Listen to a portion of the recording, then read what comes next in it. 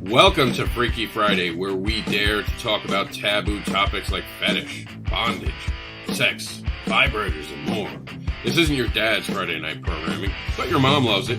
Welcome to Freaky Friday, hosted by Mr. Anderson, who is the unboxable, uncanny advocating creator known as the Indie Comics Devil, who will tempt you with his devilish tales of fetish, monsters, and more. Also the giver of free hugs and spankings. Also hosted by content creator Meredith Logren. You never know what's lurking inside of her head. She is also a host of many amazing programs live through Geek Insider. Today, everyone watching this program will get virtual free hugs and spanks. It's time to get on with the show. Welcome to Freaky Friday. That's right. Check out underneath your seats. The free hugs and spanks are already there. I'm like Oprah. You have to administer them to yourself for me, though, while I watch. Yeah. Wow. How's everyone doing? Special Freaky Friday. Of all things, we ran into some, I don't know how you would phrase it exactly. We'll just put it out there after we do the intros, but we're going to get to it. It's something weird happened in the middle of this campaign. We're gonna talk about it as a general thing, not as a finger-pointing thing. But go ahead, guys. Go around the room, introduce yourself. Everyone knows who I am, and everyone knows Meredith's Linktree explains everything about her existence. Thanks, Rob. All right, I'm Meredith Logren. I am the associate editor over at Geek Insider, as well as the executive producer of the Geek Insider podcast, one of the partners of CONTINUUM Comics, and writer and just adding more and more credits to my name. And also, this is a crossover with RAGIN, because Friday nights is when we normally do that. RAGIN with my good friend here, Nita Lanning. And I'm going to pass the mic to her so she can introduce herself. My name is Nita Lanning. I can be found on social media as Creating Chaos 24/7. I am a partner of CONTINUUM Comics with an X, and I am here to have a good time. And I want to go to this dude over here. There's nobody over there. You point that. Oh, wait. Oh, yeah. I'm Look sorry. Mm-hmm. Amateur. Hey. I'll mute him and I'll finish my intro. I am a writer, vlogger, blogger. No. All right, go ahead. Oh, my gosh. Wow. Is that what that feels like? Hey, I'm C. Michael Lanning. Of course, you know me. I'm an independent artist, co-anchor of Week Ended with Meredith Logren. Also artist on Reaper and apparently Karma, that's also in the Continuum. If you haven't backed it, it's getting close, guys. Go back it. And I've never been on this show before, so, be gentle. But not too gentle. Wrong show. Wrong show for gentle. Yeah, we only bite with permission. Yeah, well, I was going to say we have to get him to first consent to things. Wasn't there drinks around? Like, I heard that's really easy way to get consent. That's a joke. Do not send a letter. That was only. I need an HR department. To HR. No, that was a sarcastic comment to how you shouldn't actually play, guys. But we're not here for BDSM 101 tonight. We could do that one night if you want. Write in, tell us you want us to go over that one night. I'd be happy to do that, actually. What we're doing tonight is we're talking about the Continuum. And the reason that this crosses over with our show Freaky Friday is because Barbara wound up going inside the Continuum. For those who don't know, Barbara is part of a story called Barbara Unleashed, and it's her journey through the New York City fetish underground. A few years ago, I happened to do this story, which was a crossover between Barbara, Into the Suck, and Manny the Wolf, which, by the way, the third monster book is finally coming out this year. So I'm pretty excited about that. So then Manny's series will be greenlit by the end of the year. So I have 2 more books coming out that you guys are just finding about now. This was made to be a tongue-in-cheek story for the Advocator. And of course, now that I'm working on the Continuum, it felt right to bring it home, but expand it into a 6-page story. I won't explain the whole details. We'll do the Law and Order thing. People's names have been changed to protect the innocent. Well, not so innocent. Not innocent at all, but we're not going to cause drama here. We're just going to have a conversation about this. Someone decided that this being in there warranted it being adult content. Everyone who's read this will laugh their ass off at the fact that this is adult content. It is completely tongue-in-cheek. if you were to make this a movie just by itself, it'd be a very short movie, mind you, it's 6 pages, but the movie would be rated PG. That is how low it would be. It wouldn't even classify as an R. Barbara Unleashed, the story, for all those who haven't read it, could actually get a PG-13. Despite its content, it would be right between PG-13 and R, depending on who rated it that day. Realistically speaking, because we've seen them go both ways. It's not a lot of nudity, but you get a lot of people who want to talk about this by just the pure appearance. Well, it has to be something, you know, dirty and scandalous and porn. And I wanted to talk about that today, that knee-jerk reaction where someone turned around and said, well, it's adult content. Well, I wanted to actually define what's adult content. Because to me, adult content, then we're going to throw on adult content. If you murder someone in your book in a gruesome fashion, that should be adult content. Yet I see that, and I see these creators making big banners of heads decapitated, and no one says anything. And to me, that is more scarring than my free hugs and spank sign, which apparently has threatened some masculinity on the internet. Just because you guys don't know how to please women, don't take it out on me. I'm just putting it out there. Read a book. There's a lot of books on how to please women now. There's even machinery, guys. You guys use machinery to fix cars. It's okay to use it in the bedroom. I know it intimidates you. I know it's bigger than you. It can last longer than you. But that's exactly the point. So I'm going to open it up to everyone in the room. You guys experienced this. We're not going to talk about the who, the why, or we're only going to talk about the how. And how it made you feel to hear, like, someone hadn't read this clearly. Everyone in the room, I think except C, has not read this. And we could actually send it over to see if No, I've actually read this. Oh, so you have read it? I've read this, yes. Oh, so awesome. So I know how ridiculous it is to say that, yeah. To see this as adult. I was blown away, like, really? This is it. This is your line in the sand. This is adult. Then you're a child. If you think this is adult, you're a child because you didn't read it first. I know for a fact the person didn't read it. Absolutely. And then, you know, it's the people will be like, well, I have to worry about my wholesome image. I hate when people try to hide behind that. Your image, your wholesome image? Mm-hmm. Like, really?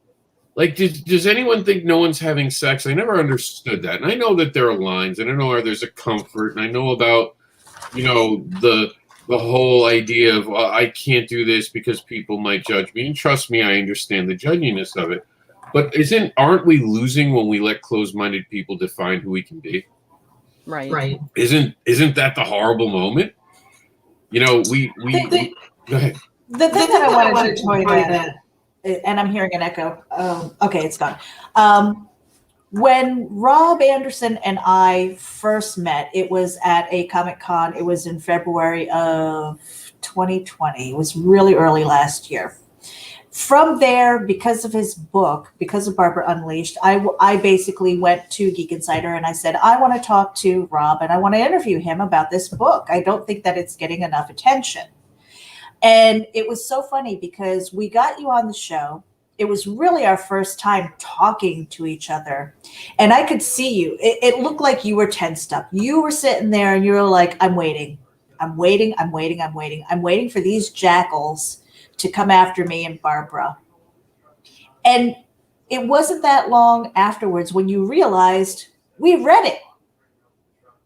And you could see you visibly relaxing and going, okay, now we're having an adult conversation. And that's the difference. It's like some people, they'll see the cover and they judge the book by the cover. They never look inside. Guess what? Guess what I'm learning? Okay, so because this is like my year one in comics.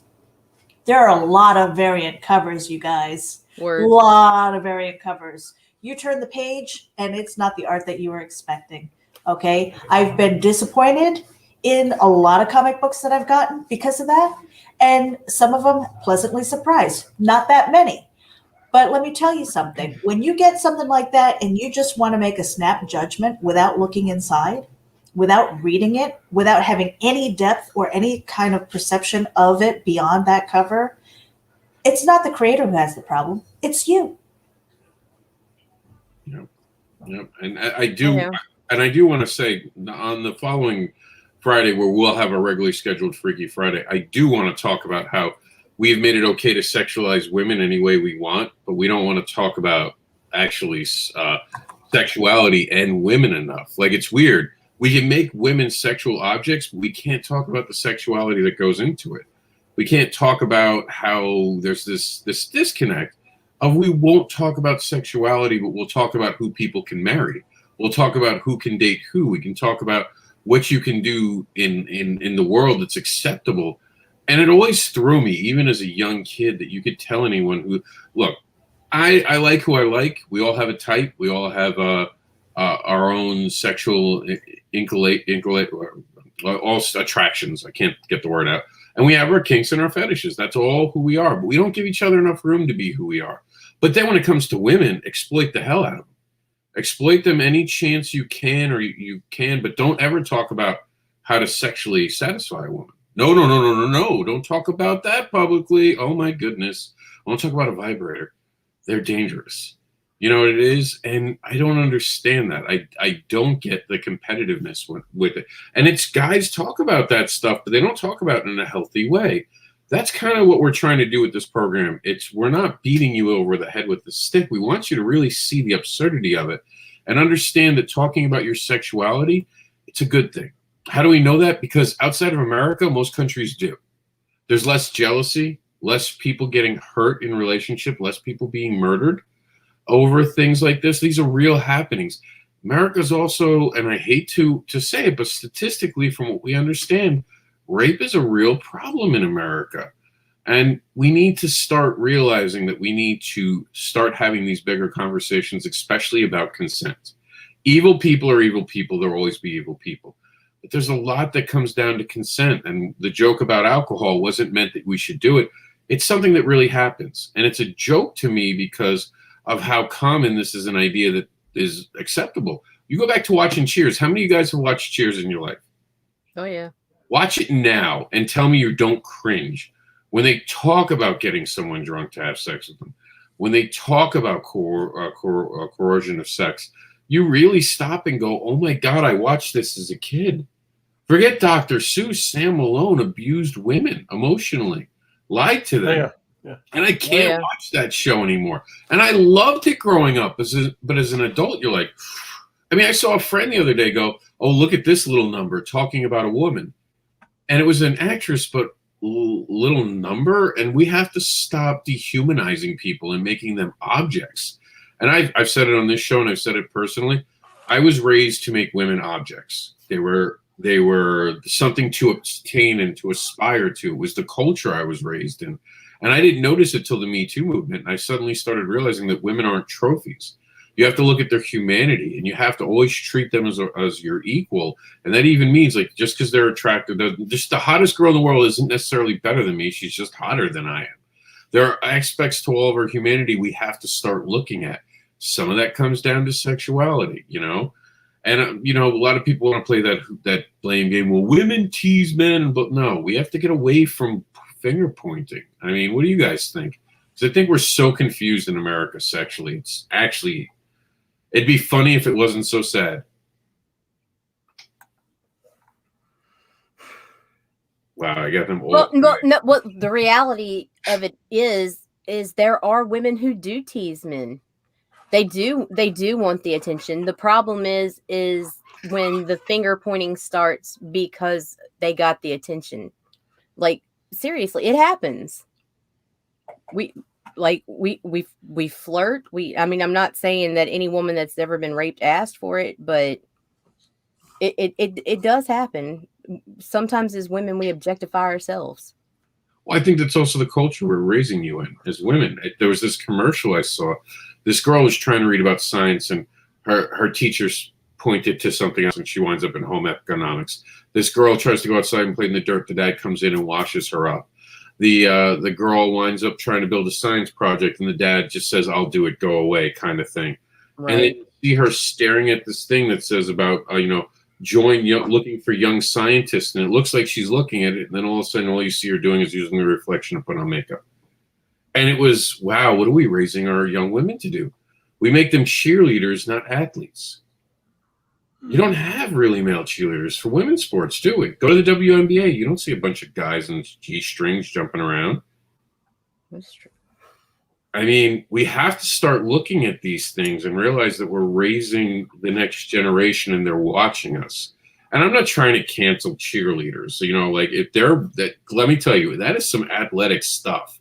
That's some next level stuff that, and if a woman wants to do that, that should be allowed. But we also have to be very careful to also let a young lady know, why don't you join a sport? You can do science. I think we have to stop putting beauty pageants on. I think honestly, there should be no beauty pageant. Anyone is allowed to enter before they are 18.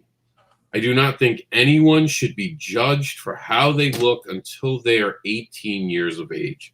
Because I think it starts there. And I think that no woman should be able to model underwear until they are of legal age. You'd be amazed how many young women are used as models for underwear ads. And that, again, you're objectifying when you won't see that with a male. And we have to start looking at these double standards, and we have to start appreciating and empowering the young women of today so they grow up without feeling the pressure. Because I can see it. I can see it in the world. Go ahead, Meredith. Right. Well, I was going to say that the responsibility isn't on men alone or women alone. It is everybody. For sure. You know, one of the things, and it's not necessarily about sex, but it's about attitude. When I was going through my divorce, I was, you know, I felt beaten and broken down spiritually, emotionally, psychologically. I was done. And I had stayed with a marriage that I probably shouldn't have as long as I did.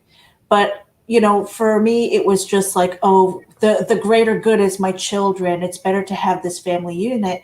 And then I woke up to this idea that I don't want to be that woman that my kids aspire to have for their girlfriends or their wives.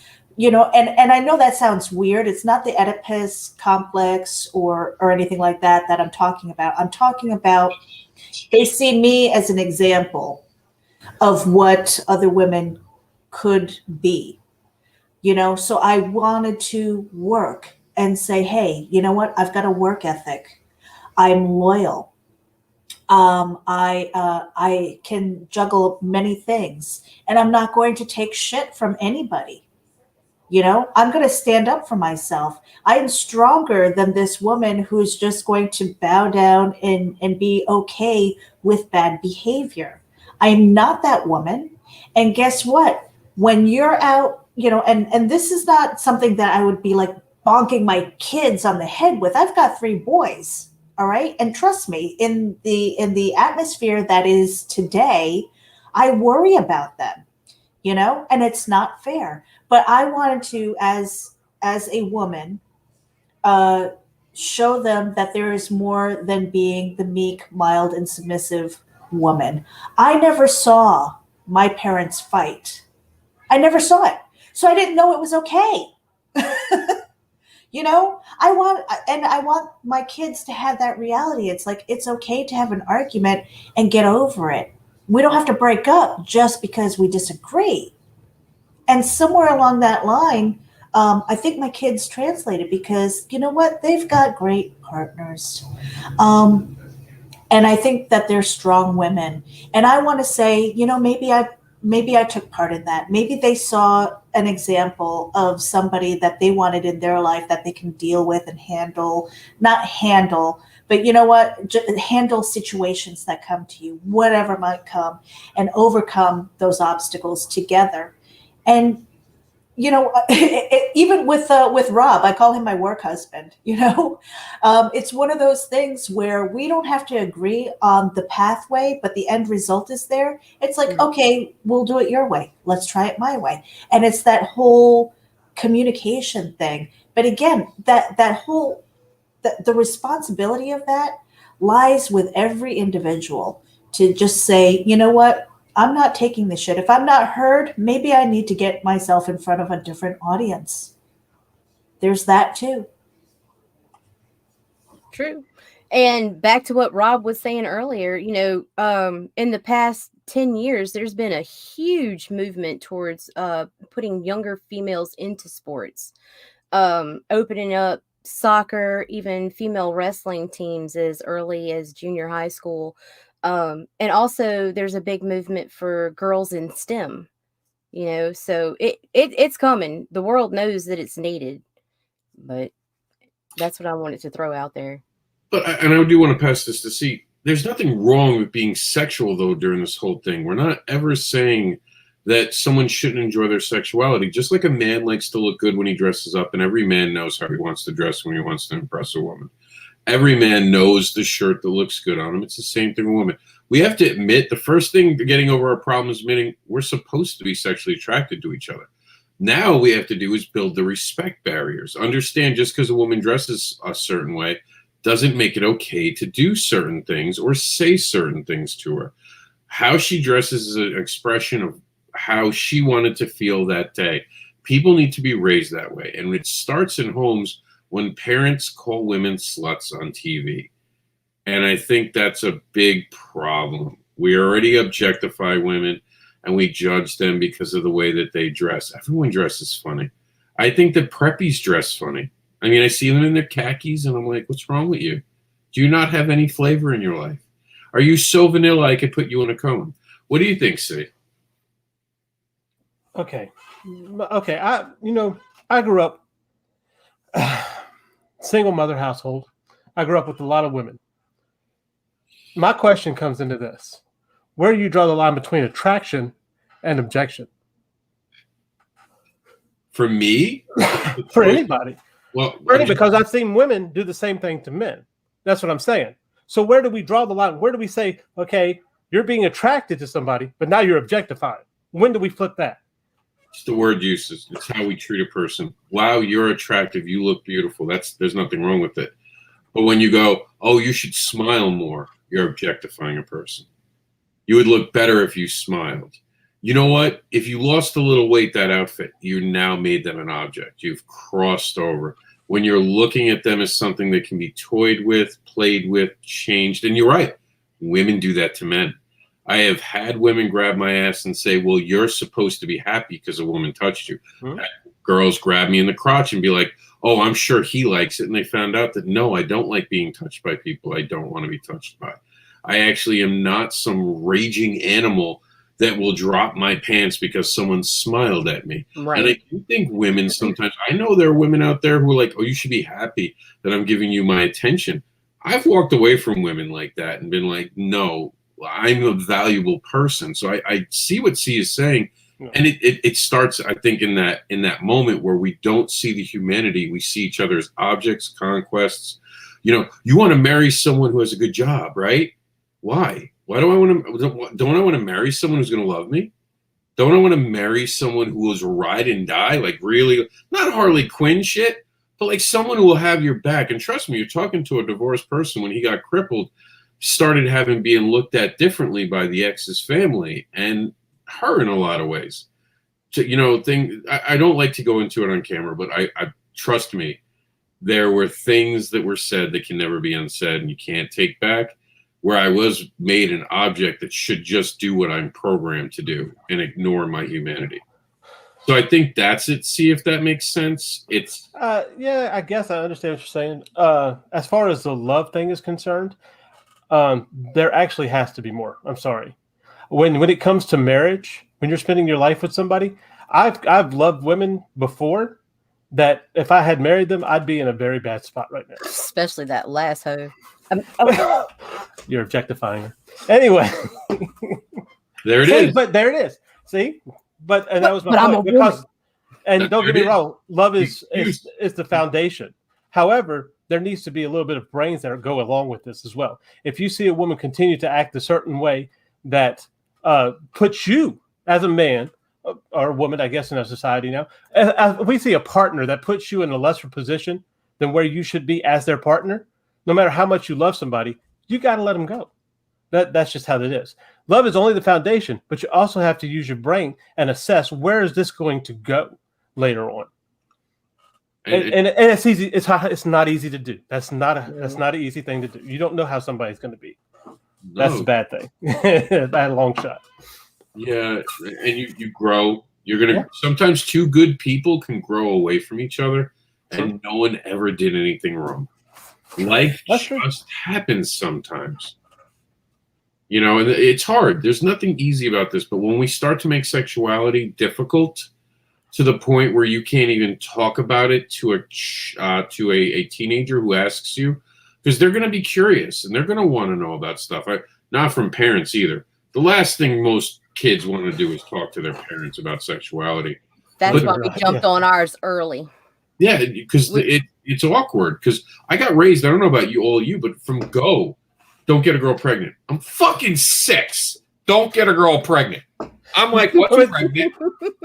What's pregnant? You know, like, you better not knock up some That's girl. what the relationship of sex is. Just that'll get you in trouble. Don't do it. No, nowadays, as a parent, if you're not talking to your child by the age of 8 or 9, you can guarantee they're getting their sex education from their peers. And with our first child, that started to happen, and as soon as I caught it, pulled her aside and laid everything down. And as they have followed suit around the age of 8, 9, we start talking, and around 10, it's out there. It's hard. And adults don't get sexuality because we all have different kinks, fetishes, and desires. And a lot of times, the biggest thing with the BDSM survey that I created was the fact that for the first time, couples were talking to each other. I would sell a book to a couple on a Friday. They'd come back to me on a Sunday and go, "Oh my God, I didn't realize what they would be telling me all the things that they're into in the middle of a con floor." They were so excited that they were saying these words out loud. You'd see people passing by, look at. Yeah, well, but it was because that taboo had been lifted for them. Exactly. That relationship of that trust in a relationship is opened up and is broadened now. That, hey, you have the same type of desires that I have, and that brings us closer together. That doesn't push us further away. And it's also I'm not the only freak in the world. You know why I like TikTok? You're all gonna laugh. You're all gonna laugh. Do you want to know why I like TikTok? It reminds me that women who are attractive are just as stupid and silly as me. I can't even believe you're on TikTok, Rob. I know, that's just crazy to me. Wait, Rob's on TikTok? Funniest things on Rob TikTok. is totally on TikTok. I am. I watch these things. I watch these women make these most, like, the hottest women in the world, funniest as hell, and they show the humanity. I like TikTok because TikTok's not like YouTube. YouTube is look at me, and don't get me wrong. TikTok has the bouncing boobs and all that stuff in it, but it also has people giving satire, and it has to be quick, so it has to be witty and funny, and it's wonderful. YouTube is like, I am this person, and I'm going to read my script now, where TikTok almost feels like it's just people venting. And I like that. It's got that 90s vibe to it. Remember when we didn't have anything to do and we had to wait to hang out with our friends and get stupid in a circle? That's what TikTok feels like to me sometimes, because the shit that people say. And it makes me giggle. That was fifth period for me, but go ahead. Yeah. But, I mean, nowadays we have this where we can't talk about sexuality. And you even try to talk about it, and it sometimes gets hijacked to be a political conversation. And you're like, I just wanted to talk about vibrators. I didn't want to talk about what the Pope just said. And it's like, geez, like, can we just talk about sex?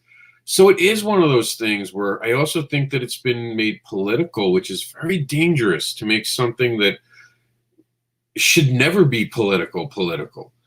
I'm not trying to be political. I think you don't tell anyone who they get to sleep with outside of an age and consent. Those things obviously are important. But like beyond that, if it's two consenting adults, who the fuck are you to tell them what they can do? Seriously, in this land, like, let them do whatever they want to do. You know, those are two humans. They're two grown people, you know, as long as they're not mentally deranged. Like Joker and Harley Quinn, horrible relationship. Oh my God. Oh, did you see it? Did you see the whole new Justice League? The very end. Yeah. I love that part. But I mean, like, we had to get to this point where let's start celebrating good relationships. Like, I know that the prince and the princess, I forgot their names. Megan, the girl from America. Oh yeah. That recent Oprah interview. Yeah. They look like they're in love. And I gotta say, he left a fucking crown to be with her. There's nothing more baller than that. Like, here, no, I want to be with you. Peace out. Peace out, bitches. Keep all your crowns.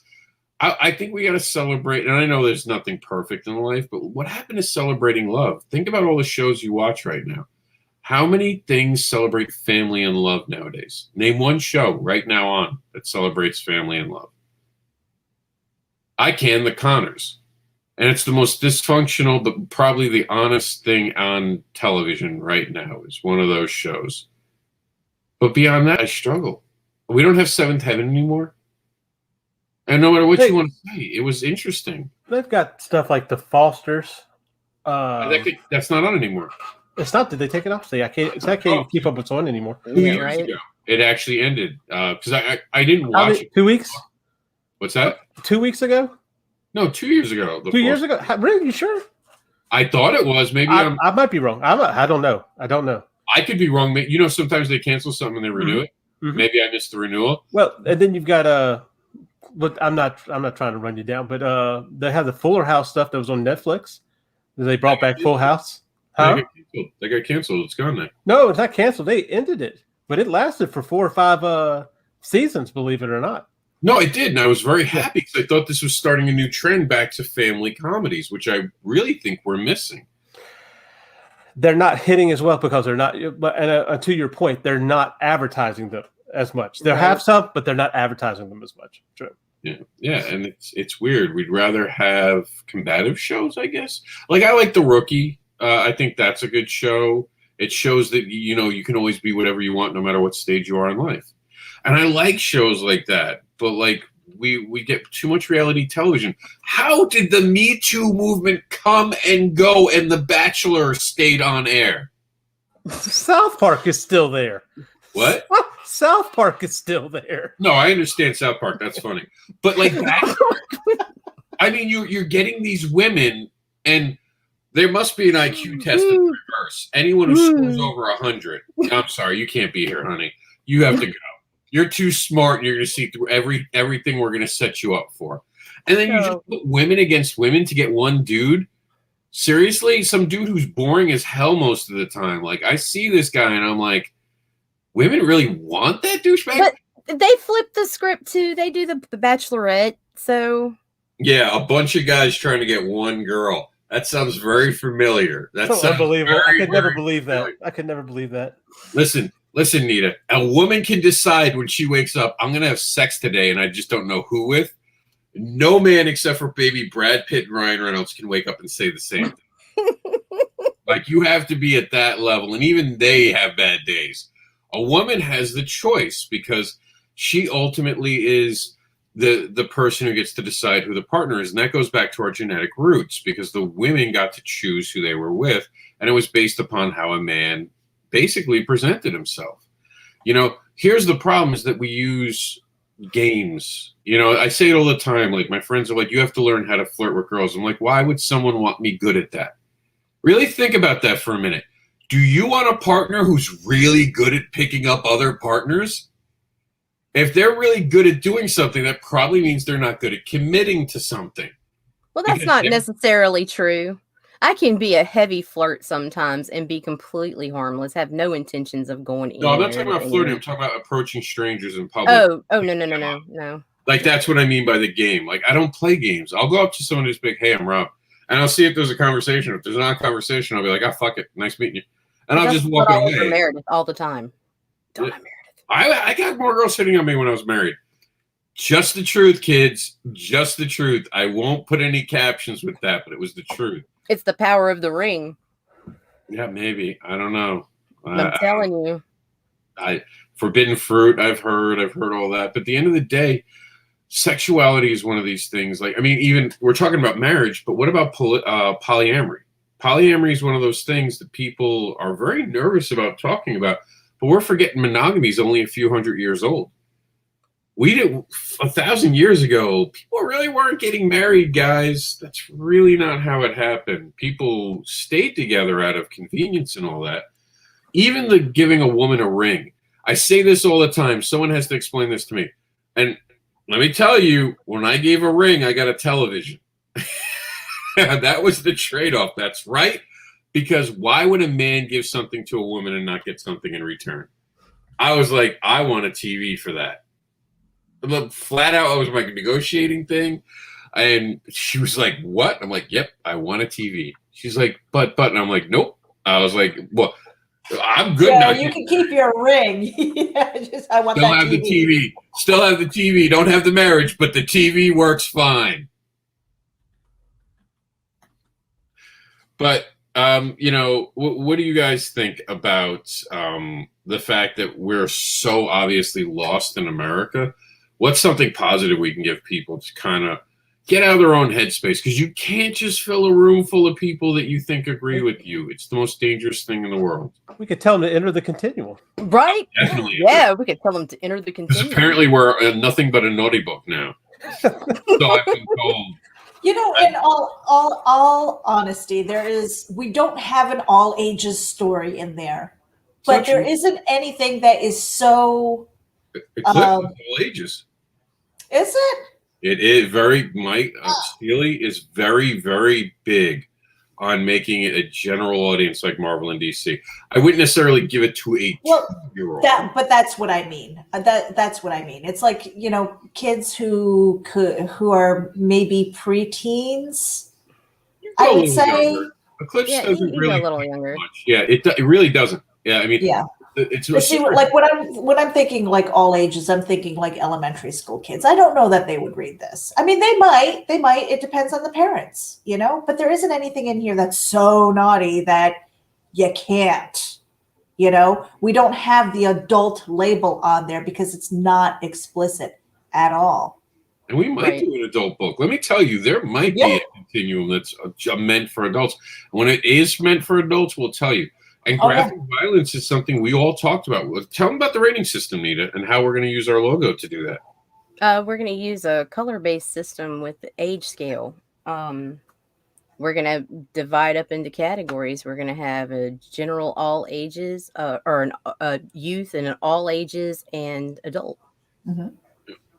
And you'll see it where Continuum Comics is exactly written out. So just in case you don't know what the colors are yet for our new, because we want parents to feel comfortable. Hey, my son brought home this book, but look, it's got the color for the all ages title. I know I'm okay. Wait, this one doesn't have that. Let me look at it and let me read it. Because guess what, parents? That's your job. I watch every show my son watches, so I know. That's how I know Caillou, that little son of a bitch, was the most awful cartoon ever. Right? I'm so glad they canceled him. What a snot. And now his mom could beat his ass. Two episodes in, I told my son, "You're not watching that," because he turned around to me and started whining. I was like, "Oh no!" We had to ban him too. We banned that little bastard too. Yeah. I looked at the TV. I'm watching the kid do what Jax is doing. I'm like, "Oh hell no! I don't see you watch that ever again." Right? That's it. But like, you gotta be a parent. Sorry guys, get off fucking Instagram. Get off fucking TikTok. I know it's fun. But save it for toilet time. But stay here on YouTube. Rob, you're TikToking on the toilet? No, I'm watching TikToks on the toilet. I'm not TikToking on the toilet. I'm too old. I've already been told I'm too old. You're too old for this, old man. Fuck you. I might be your dad. I might be your dad. You don't even know it yet. Oh, my God. Because of that flirtation time in your life. I've never taken one of them DNA tests.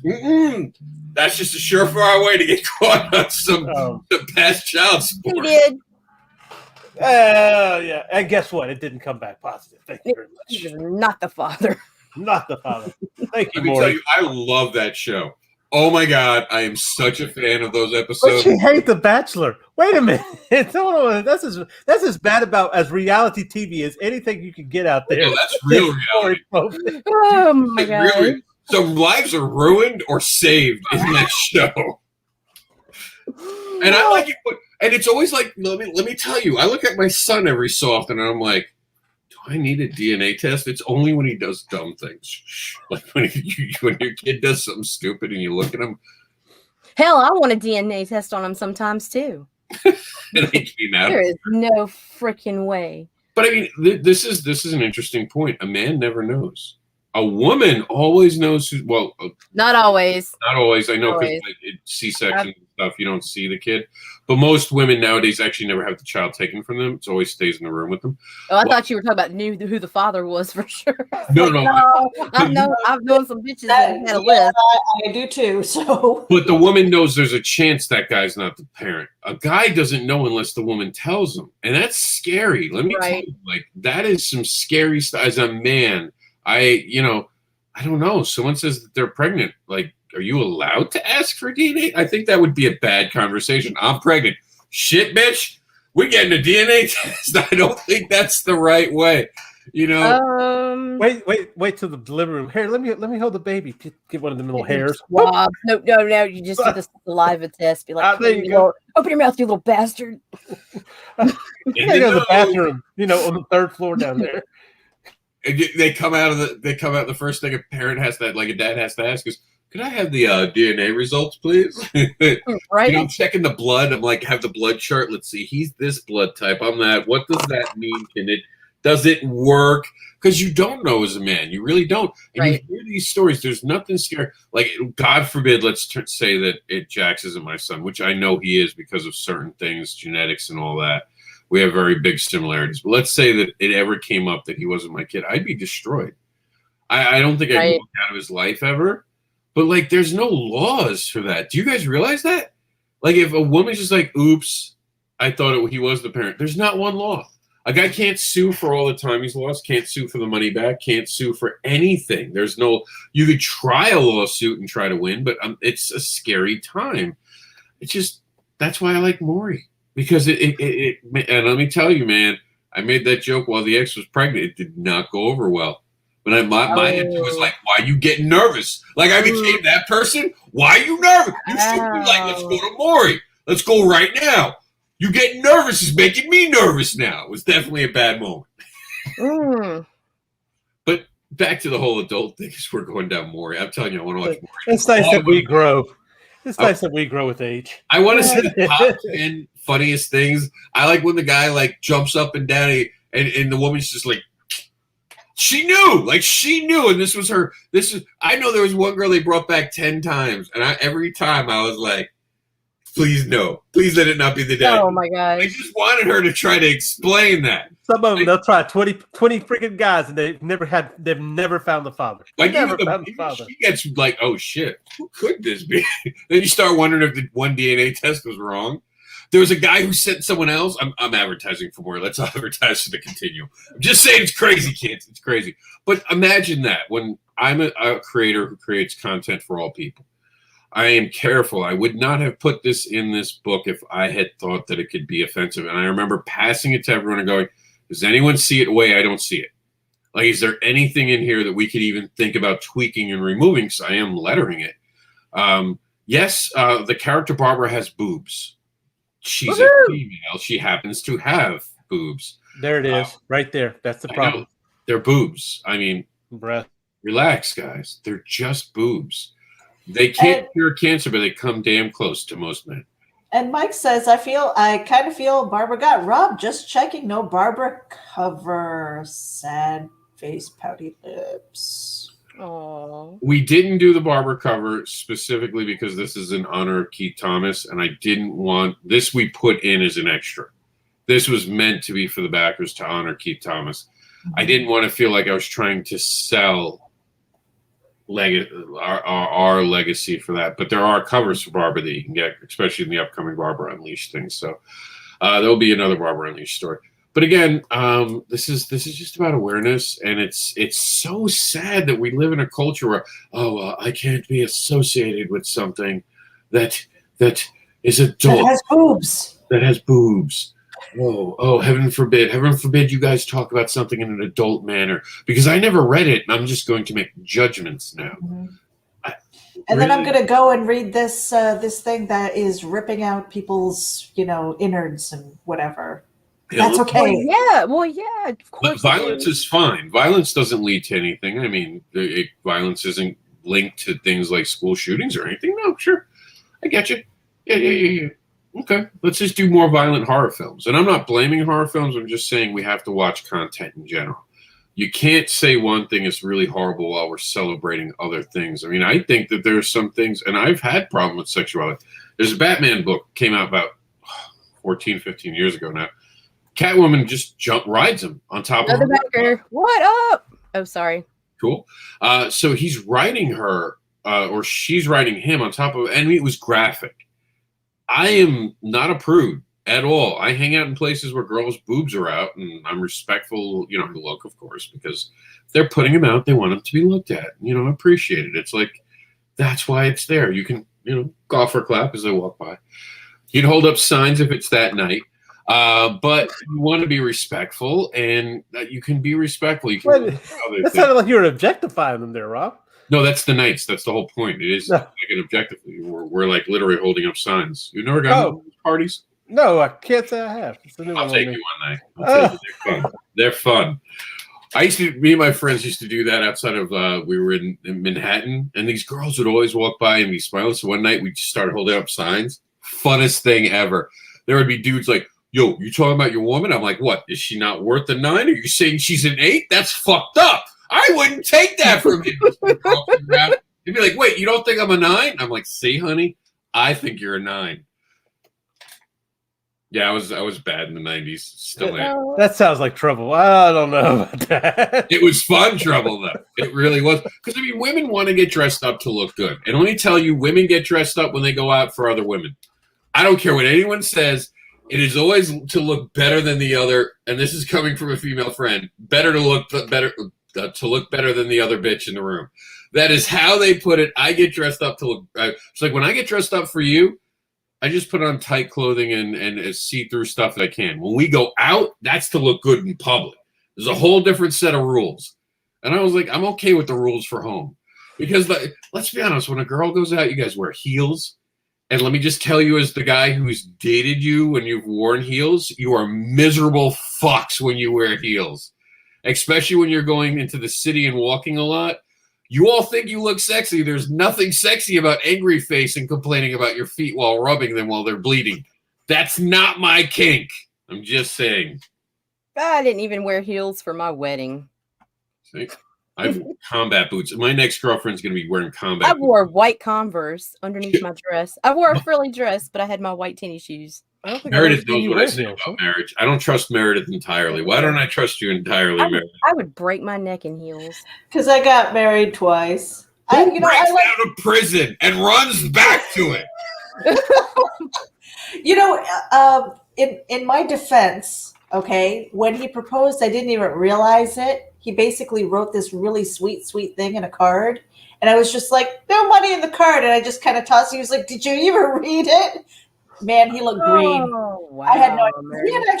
We talked about not getting married, you know, because I'm wife number 3. He's husband number 2.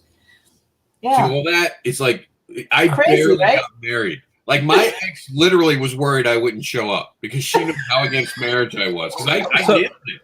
I said, look, you're going to get married. And I'm not. I'm going to be good. I told Pat, I'm like, you had your out. And you stayed. So I guess Robin would consider Pat a repeat offender, huh? Yep. Yeah. Oh, yeah. Yep. Yeah. Pat's dumb as a box of rocks, right? No. Pat's the guy who got used to being inside prison. He's been outside. He can't live without the prison life. He's acclimated to the prison life. He's got to have it. He understands the rules of the prison yard. He does not do well outside. And I understand it. Now being outside of prison, there's all these weird... Like, you used to be able to look at girls and not worry about it because you had the wedding ring, right? Everyone, I'm just married. No, okay, sorry. But now, like, girls get mad at you because you don't flirt with them. And it's like, I'm just trying to use a workout bench. Like, you're sticking your butt in my face. Nice butt if that's what you want. But I'm busy. Come back to me when office hours aren't in. I don't understand, Meredith. I'm busy working out. I mean, this doesn't build itself. I do a lot of physical therapy to stay in this, like, doughboy shape. I can't help you every minute. I don't know. I'm going to stop talking. But no, seriously, I can't see myself ever getting married again unless she needs papers. Unless she needs the papers of the medical insurance. Wow. I'm just saying. I'm happy to be the papers person. Man. Because I don't know, man. But I say that not being in love. And all of a sudden, every chick in India hits up Rob's inbox. Ooh. Hey, you know, I haven't tried that dating site. I haven't tried that dating site yet. Let me tell you, dating sites. Oh, they're magical. Some of the things. Like my favorite thing, I didn't realize this, is that you women have practiced posing your entire life. And I know this because there are certain women who pose in all the different pictures exactly the same. I'm like, oh my God, this is practiced. And I said that on Facebook and everyone was like, yep, that's right. Whole life. Been practicing since I was 12 to get that pose. I'm so glad the duck face is going away. As a minute, I tell you, we laughed at you as men quietly in our cave. We all have a meeting. It is true. Once a month, we all get together. You don't know because we say that we're going to work and you're all taking it like, okay, they're going to work, whatever, fuck them. No, we're going to the man cave and we're all talking about you. The duck face we didn't like, we just weren't going to tell you because we were enjoying how silly you all look. Now they're thinking, look, see, they're thinking, like, it's really amazing. It's one of those things we decided we'll hold against you later on. Oh, you want to control the remote control? Remember Duckface? Oh, wow. So much of that. Trish is sharing a RussianCupid.com. I'm not hitting that link, Trish. I am not doing it. I don't need any viruses on my computer. That's the end of that hard drive. And Enter the Continuum. Minutes to go, you guys. It has been a hard-fought thing. You know, and kind of circling back to what we were talking about before, when Barbara was introduced into the Continuum, we had a little bit of pushback. And it wasn't fair. It wasn't warranted. And, you know, the people who did that is, you know, unfortunately, they looked at the cover. They didn't look at the, you know, what was behind it. And that's really unfortunate because this is an amazing book. We've got 6 great stories in here. We've got 2 poems in here. I really wanted to push for the words because without the words, without the storytellers, we wouldn't have these books, quite honestly, you know? I mean, it starts from somewhere. It starts with the words. And this is the first of many. Trust me. Rob, I don't know. Do you want to kind of give a sneak peek into, I mean, not a sneak peek, but let's talk about what we want to do moving forward. Well, let's quickly talk about because people literally only have a few minutes. Just tell them about the library card so anyone watching realizes how close they are to giving up 300 pages of digital greatness. For just $1. Just $1, you guys. Yeah, for $1, you can get the PDF library card. We have so many people who have stepped up and said, "Hey, I want to be a part of this. I've got a book, and here's the PDF. I want to be a part of this." I mean, it's just amazing the people who have come together for that. For $1, you can get the PDF pack that is going to be delivered to your inbox. For $5, you get the PDF with our standard cover. You get all 6 stories plus the 2 poems and the library card. I mean, it's really not a lot. We've got minutes left, you guys. This is it. Let's finish with a bang. Rob, how many do you have that final count? Because last I talked to you, you were saying you were still accepting PDFs. Yeah, I'm trying to get Mike to come in the room with us because we want him to be here for our moments. Yeah, we're still taking it. We're still taking the PDFs. Mike, you see, I just invited him. I want him on here with us. Mike is a huge part of this. We want to celebrate this with 3 minutes. We're still accepting we'll accept the PDFs until we send it out. So there's that 2-week cool down period after it. Mike has been invited officially, so we're going to get him on the show right now. Hopefully he comes and joins us, and we'll get him to be part of the conversation. But we got stuff already. Oh, I'm in the wrong screen.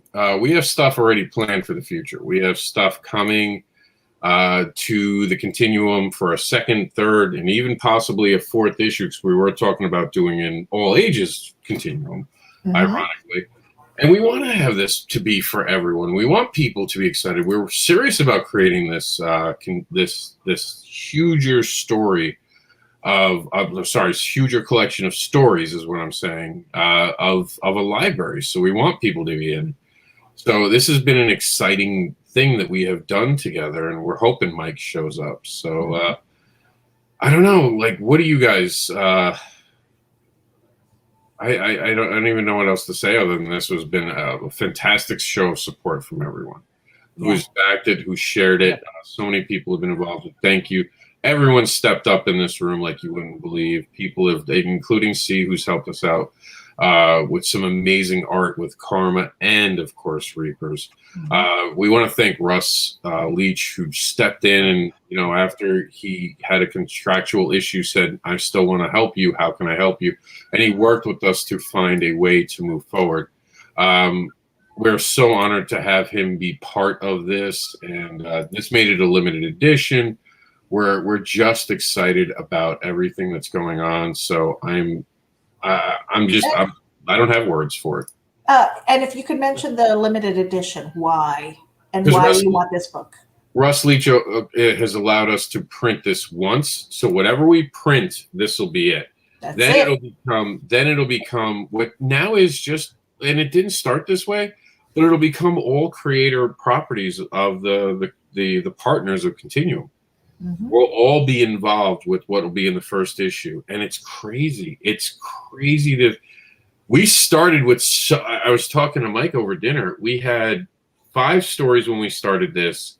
Only 2 have remained unchanged, and Trish had said it yesterday. She said, and this blew me away, and I loved when she said this. She said it's a better project now than what it was. So here we are, red letters. Still nervous, like you always get nervous at these moments. One day, maybe you guys will understand what really went on to get to this moment. But for now, just thank you. Thank you to everyone who shared it. Thank you to everyone who talked about it, who put it out there. You guys are all super, like, I'll never forget the show of support we had. I mean, we had to change so much, and no one even balked or blinked an eye. They trusted us. They let us make the changes we had to make. And this is it. This is a whole month of over a month of our life comes down to the countdown. So take it, Meredith. 2, 1, 0. Woo! Campaign is over, you guys. Thank you so much. I mean, honestly, I have seen other campaigns cancel for a lot less than what we went through.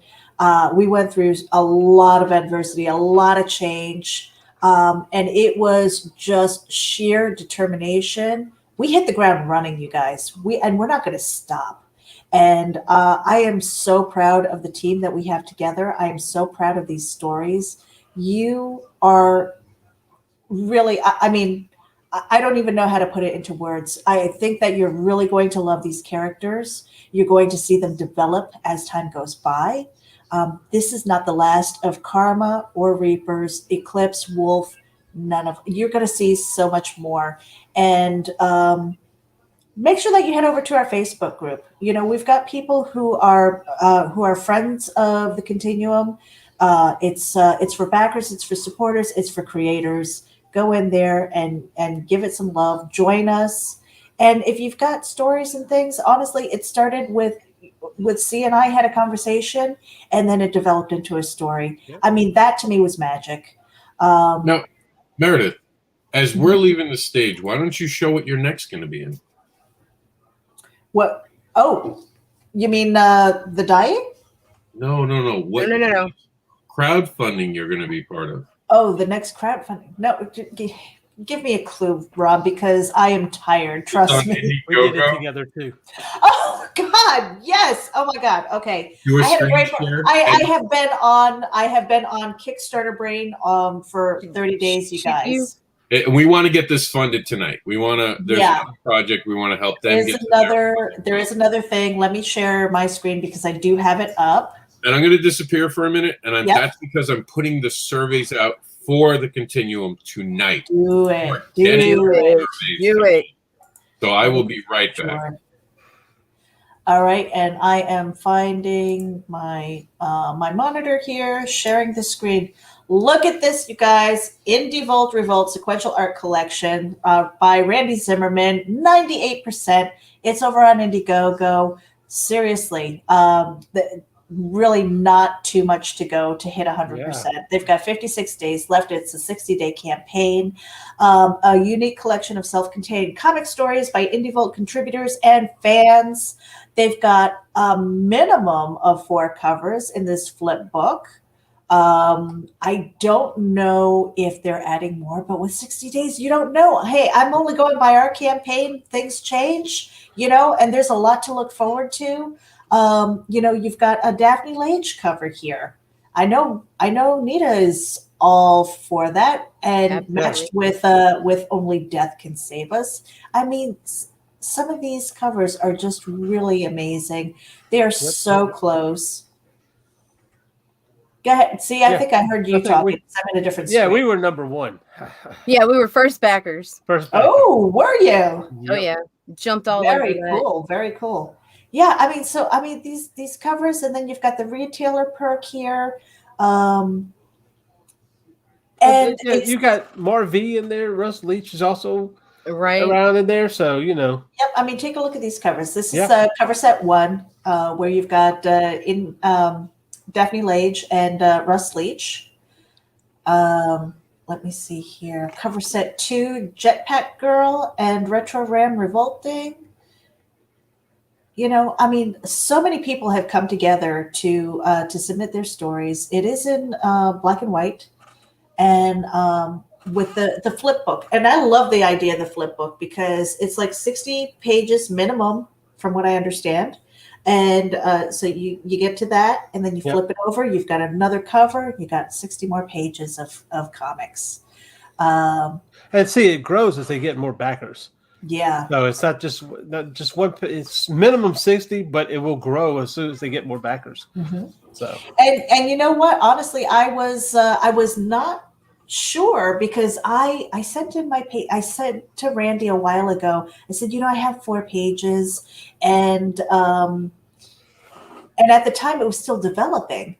And he says, yeah, that sounds great. And he did this really quick sketch. Which we used for the layout.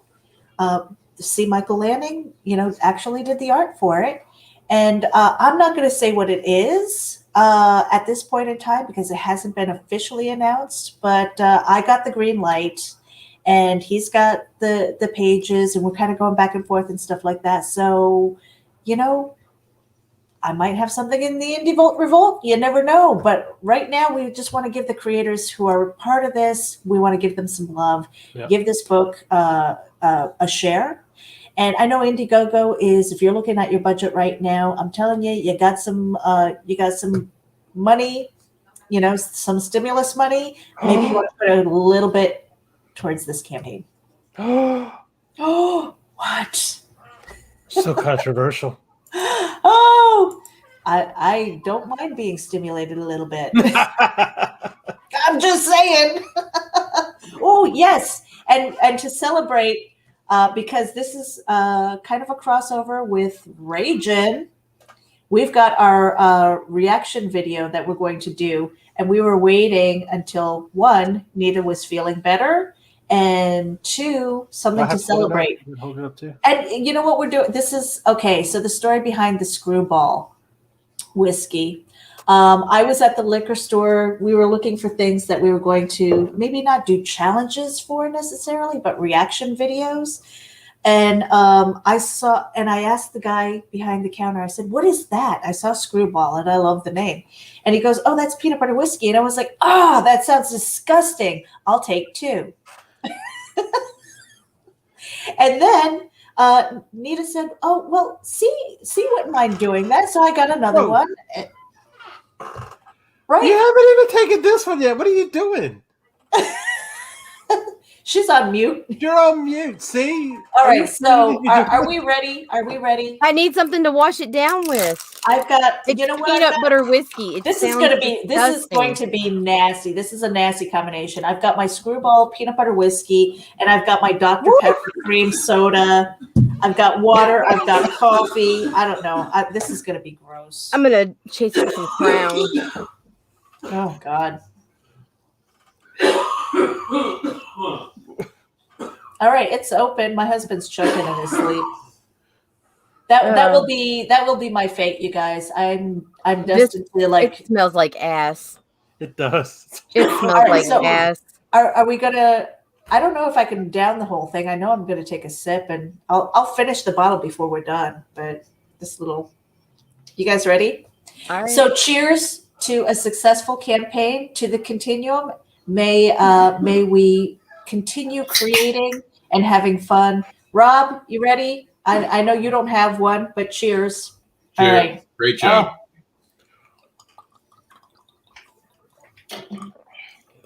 Surveys are out. All of our surveys are out, guys, while they all deal with the taste in their mouth. You know what, though? That is actually not bad. That It's not aftertaste is good. terrible. No, The that is not aftertaste is terrible. Yeah, I would like weird. totally like slurp down some Hershey syrup behind this shit, and That's not bad. I thought It's it would be not. like totally disgusting. it's an alcoholic Reese's cup. Holy Yeah. shit, Meredith! I think I found a new favorite. Right? Whew. Don't die. Tris says, "Good luck. Don't die." That was not bad. Holy crap, I'm drinking on an empty stomach, so I have Meredith! gold You had 2 tablespoons of alcohol. You're gonna be okay.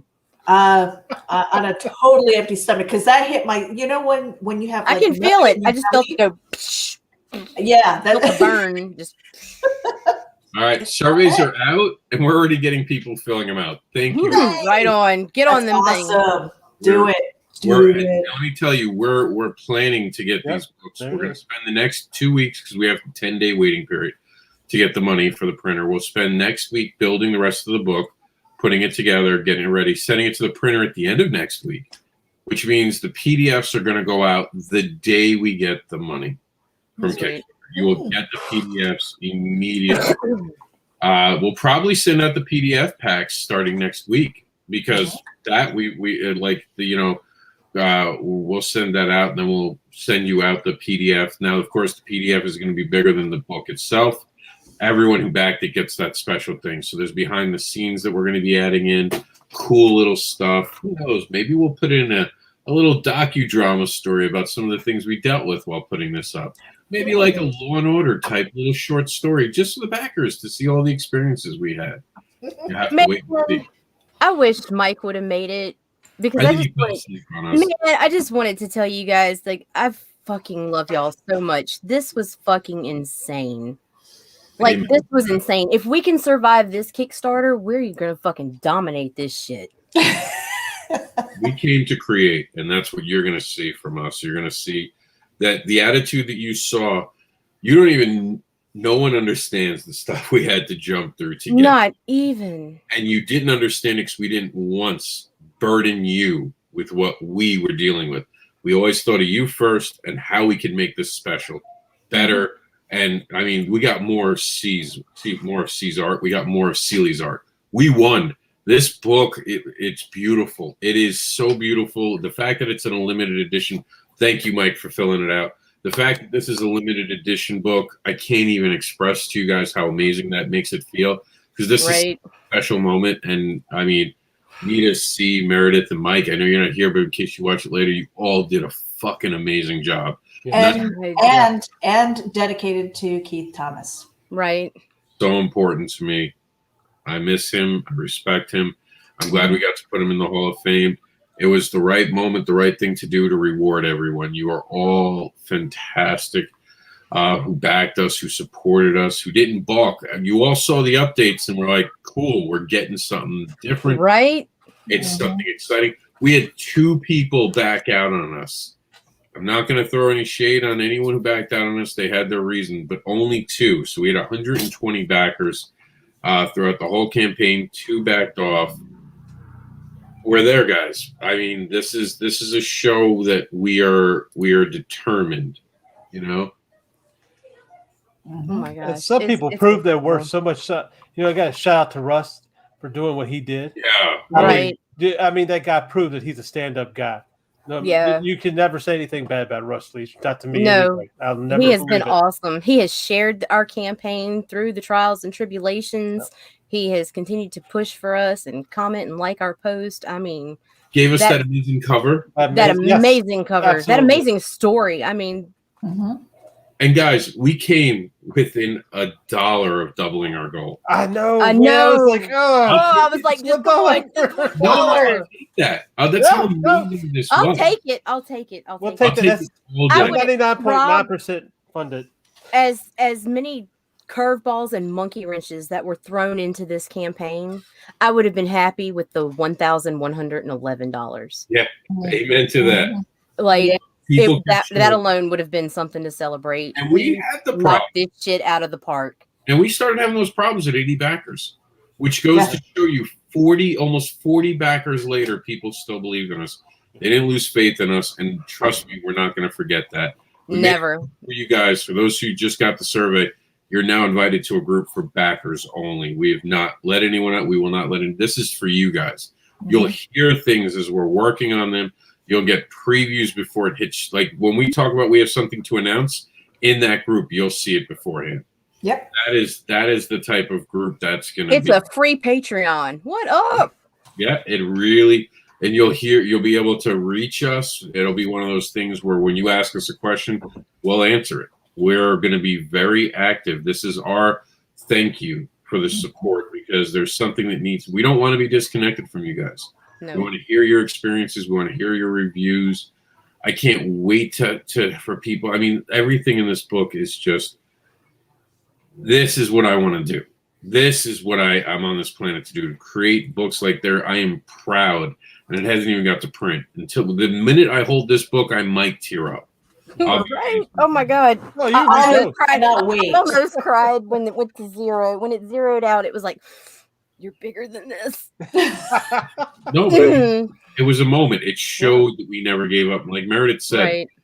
I don't believe that there are many people who wouldn't have just panicked, ran, and said, well, this is never going to work. I won't even lie. With the first initial jab, it was like, okay, man. Like, I hate to be the fucking one to do it, but, maybe, just maybe. And then it's like, as soon as I saw you with your, just that little, I saw the spark in you, Rob, and I'm like, nah, man, I got your fucking back. We got this. And it was just, and from there. I said this earlier, that teaming up with the people that we have, all right? Now, if anybody who watched RAGIN and watched the Reapers Challenge, Reapers for Reapers, when we launched, and I knew that I had to concede, because there was no beating this one down. There was no winning when she hit that point and she said, no, screw you. I'm winning no matter what. And that was the attitude that we needed. And that is the attitude that we all had getting this done. And so, you know what? Okay, that happened. That sucked. Guess what? We have an avenue to pivot. And we did exactly that. And we came out bigger, better, and bolder than before. Oh my God. It's like, you know what? I wonder, and it makes me wonder when and if all of that stuff didn't happen.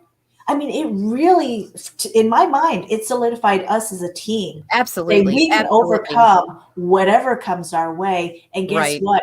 At the end of the day, we're still creating. A normal crowdfunder is going to bore us now. We are still delivering books. I'm like, the next one, oh, thank God. I hope it's smoother. Trust me. No. Like we were touching this thing every friggin' day. It's like, okay. Every day. And the fact that we were able to pivot and bring something more, bring something better, is amazing. I mean, I cannot be happier. This is the dream team that I've always wanted, because quite frankly, up until this point, I always felt like I was kind of solo. And I've seen that with you. I've seen people bail on you. I've seen it. Yeah. I'm just going to say, Rob too. Go ahead. Looking from the outside in, you guys went balls to the walls on this. We did. It was amazing. It was amazing. Y'all pulled off a miracle. That's all there is to it. That's all there is to it. You did an awesome job, every one of you. And the only thing in the room that we always talked about was the backers. Everything we did was for the backers. It was never about us. We always said we'd deal with us later. And there are things we have to deal with in the comic. Oh, absolutely. We will be dealing with. But for now, it was about the backers. Once the backers have their books, there's some things we'll have to address, and we will be getting there. But for now, it's about the backers. And by the way, for the record, I want to congratulate everyone on the birth of Continuum Comics LLC in the room. What up? Oh my God. We're a registered business now. Holy shit. I am fucking. It's weird to start. It's weird to start a business in the middle of a Kickstarter. It is. Oh my God. The old company that was there, we won't go by there, but they had a name, and that name kind of talked about creation, and something did get created out of that. It's called Continuum. Continuum Comics. The parts that we're creating came together and made something, and that something is going to continue to grow.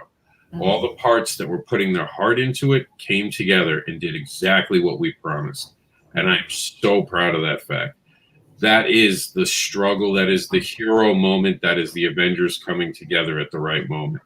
You know, and that's what we saw from our point of view, looking at this. Like, we could not fail the backers. The backers needed to be shown that their trust in us, their support in us, their belief in us demanded that we take them serious and reward them. And right. Those numbers staying the same, going and looking, just knowing that one or two people were going to back out, and they just stayed. They remained. Nobody did. Steadfast. Oh my gosh. Just two. And them, yeah, but they don't count. Yeah, one of them. They don't count to me, because if I could have gone back and if I could have unbacked the campaign myself, I would have. But anyway, it was too late. Long story short. But yeah. Our fans remain loyal, and for that, they will be rewarded.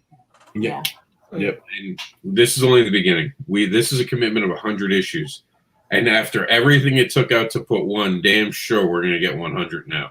Dude, I believe it. I believe we got this. Like I said, what I have seen happen in the past 2 months is mind blowing. I'm on the sidelines, guys. But it's mind blowing. So yeah, I totally believe this is the birth of a new company. Period. Yeah. And a successful company. Let's say. Well, here's the beautiful thing. We don't own unless the partners decide that the IP belongs to Continuum Comics. We don't own anything. We will never, ever, ever stop a creator from bouncing, leveling up higher. Leveling up and going elsewhere. We actually, and I think I can mention it. Austin Janowski was originally in the book Dawn of the Dead. There and because of the contracts and things that happened, all right, and we were transparent about that. It freed him up to level up and do something else, and that is going to happen. We don't expect anybody to be like exclusive to us. I mean, I might have a story or an IP that stays because I love this company and I want to see it grow there. But that would never stop. Nobody here would ever stop me from leveling up if it was picked up elsewhere, if there was a bigger opportunity. And that's the thing. If this is the springboard for people or a rejuvenation for something that was old, lost, and rediscovered, that's what we want to be. It is all about creating good books and entertaining the fans. That's what it's about. And I am so glad that I found my people. For the longest time, I was like, I don't know what I want to be when I grow up. Guess what? I'm doing it. And I finally feel like I found home. Yeah, same. Yeah, I agree with you, but the whole thing is I knew I wanted to be when I grew up, not grown up, and I'm still not going to be grown up, and I'm going to make comic books with some amazing people. Right. And anyone wondering if, just as a public thing, Continuum doesn't have competition with any other publisher out there doing anything, and that's not to say that this isn't a market and all that. What I'm trying to say is we don't look at them as competition, because we're not focusing on anyone else. We're not trying to kneecap anyone else to get ahead. We have a clear vision forward, and we are competing with ourselves every day. And we are competing with our fans in the way that we're trying to raise their expectations of what it'll mean to be raise that bar until we're feeling the heat again. Yeah, and we're going to continue to bring them things, and it's going to challenge them, and it's going to be something different here. We're going to try this. There are going to be unique things we're going to try every so often. Not all going to hit. They're not all going to work, but we're going to try them because it's worth trying these things. So don't think for a second that we're not out there also cheerleading. You know, recently I said I was giving up on advocating. Oh, no, he didn't. Sealy, come on, dude. You got the link. Come And on. Come on. The other thing Come that on, I want to Sealy. do is I want to give a tip of the hat to Rob, because it was this vision that was birthed in the Advocator to bring creators together. And I don't want to say it was a full pivot, but we took the good ideas. He took the good ideas from that and just said, let's level up. And that is the common theme. That is the common theme that we're going to do as creators. If you're a newbie, I'm a newbie, you guys. This is my first year. Okay.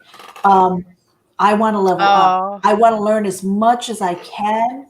I want to have my fingers in everything just so that I have a basic knowledge of the terminology, what works, what doesn't, and to be surrounded by creative people who are driven to create no matter what adversity they might be going through, whether it's something personal or whether it's something professional, you know, just to rediscover the love of creating work, creating your voice and putting it out there is just amazing to me. And I'm blown away. I really am.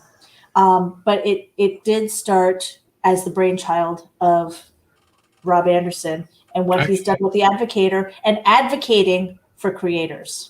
It's just everything every creator's ever talked about. Us working together, creating something together, making a bridge between pro and amateur where we all can come and play, making a space where everyone is welcome, so long as you don't have hate in your heart and you're not trying to drag anyone down. Just follow the pair standard. I don't want to hear what groups you're part of. I don't care what you do on the weekend. I don't care who you are. I care what you're doing to the fans, to the backers, to the people who support us. You respect them, respect the people you're working with. You'll never have a problem with me. You try to draw lines, you try to hurt people, then you might meet the devil inside. But you don't do that, and we're bringing it along famously.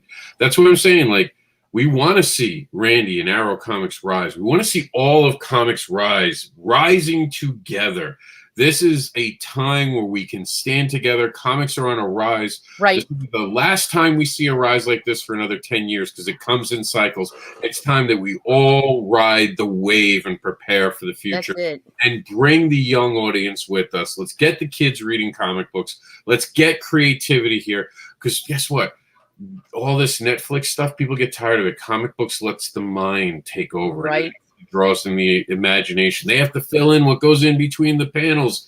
We want to inspire the imagination to continue to grow, because we need a lot more imagination and a lot more love in this world. Yes. And comics can be that gateway. So I'm nothing but respect to I'm not kneecapping. You're never going to see Continuum Comics ever try to get in the way of anyone. We're only going to work with anyone. Someone comes up to us and says they have a contract thing. If we can pull them out, we'll pull them out. If it's too late and it's been sent to printer, we're going to be like, can't help you this time, but if you want, we won't reprint it. We're here to work with people, not hold them down. That's it. And it's also about you backers. It's always going to be about you backers. You're going to tell us what you want. We're going to listen, and we're going to deliver. That's our goal, where you're going to see us continuously deliver things that entertain you. And that means doing the best we can every day and leveling up, bringing new people in to teach us. Russ gives us this amazing, think about it, even our cover changes in the middle of it. Russ hands us this golden goose of a cover platform that we then put different signage on, and it came together, and we kept moving forward. And we're going to keep moving forward. And with that, I do think we should wrap the show up, because we're just going to start sounding silly now. Yeah, because all we're doing, I feel like I'm rubbing my own balls, but man, I can't help it. But it's also the moment to know what we did. Holy shit. It's like you want to shout it from the fucking rooftops, man. All right, Meredith, throw our dudes. Let's get out of here. Are we throwing our dudes? Hold on. Yeah, I'm in the wrong throwing our room. I'm dudes in on the a wrong- fucking Freaky Friday. I'm in the wrong room. Go Hold find on a them second. little bastards. They belong here. They do. They And do. really quick, Meredith cheated. I'll be back for season. Oh, Oh, quit your Oh, bitching. Quit your bitching. well, I don't need to play the video that I won. No, you And don't, because it's No, copyright do it infringement. one more time. Do it one more time. There's legal matters one more going on, time. Meredith. Let's There will be do it. lawyers calling you. do we play it fuck our one more dudes. time? Fuck our dudes. Let's go out on the We'll do continuum. that. We'll do that, and then we'll do our dudes. All right. You guys All right. have a great night. Thank you so much for all the backers who are part of this. We appreciate you. Keep an eye on us. We There is love you more. guys. There is more to come. I promise you. Are you ready to enter the continuum? This 40-plus page book is packed with unique stories that will tempt you with their tales. See what craziness ensues when a cosplaying Wolfman meets a cosplayer with dark desires. They are brought together thanks to Into the Suck. This is a monster of a cosplay. An unwitting treasure hunter stirs a ghost from the past when he finds a lost artifact in the marshes. This is By the Sword. In the wake of a tragic event, a superpowered being has become a person of interest and is being hunted by a fixer that the U.S. government has sent. This is Eclipse. Every deed has a reward or punishment. Karma's job is to make sure you get exactly what's coming to you. When spirits can be harvested and sold for energy, the Ragtops must navigate psychic vampires, alien reverends, and other money-hungry groups to reap that sweet, sweet spiritual gold. A newly divorced heroic duo must come to grips with the end of their relationship while trying to find a way to work together to protect the city they both love. This is the beginning of Wolf and Fox.